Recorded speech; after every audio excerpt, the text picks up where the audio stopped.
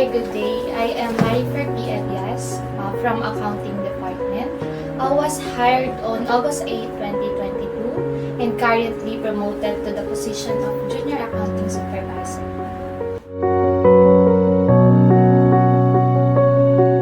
One of the most significant challenges I faced was overcoming the anxiety. So during that time, ang hirap kasi sariling utak yung kalaban. So that time, syempre, kapag na-anxiety ka, kapag depressed ka, sobrang negative nung mga iniisip, parang wala nang pag-asa, ganun. So nag-last yun for about 2 months.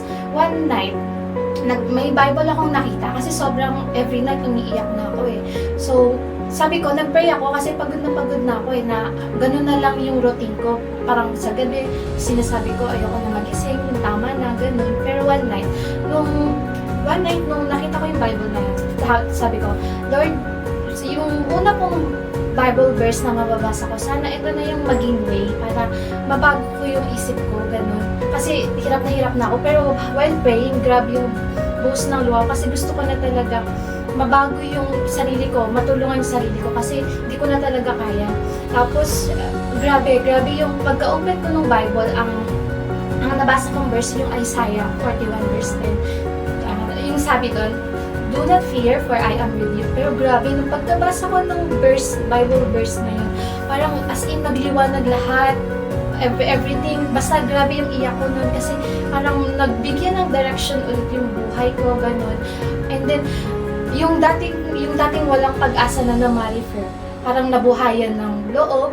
So, ang dami ng opportunities na nangyari. So, naging online seller, naging tutor, ganon. So, nung 9 years old pa lang ako, kailangan magtrabaho ng mama ko sa ibang lugar kasi para ma-provide yung needs namin. So, nag-sacrifice siya kasi yung papa ko nawalan din siya ng work. So, si mama, kailangan niyang umalis para yun nga, mapag-aral pa kami kasi gusto ni mama mabigay yung buhay na dapat meron kami.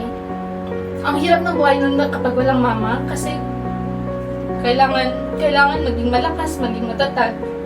Pero hindi in-enjoy yung hirap na yun kasi may pangarap kami.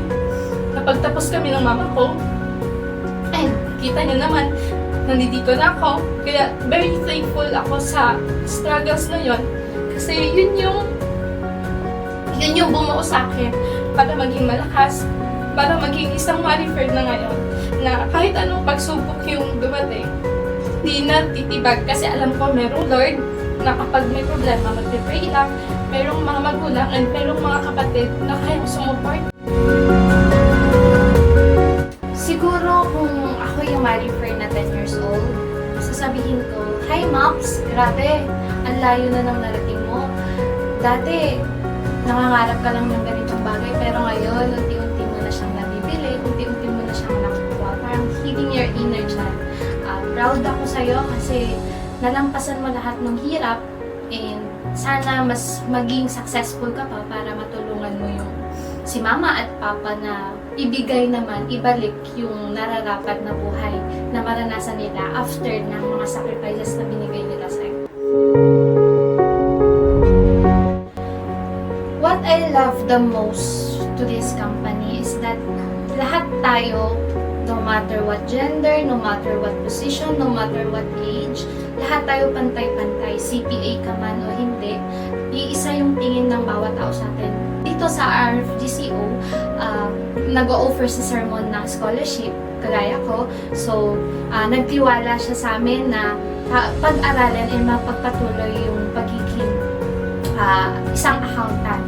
So, yun pa lang, isang way na yun para malaman na suportado tayo ng ating company. Kaya mahirap bumitaw and mahirap iwanan kasi yung friendship na nabuo tsaka yung family na nabuo sa company na to is hindi mawawala and isang itatago bilang treasure.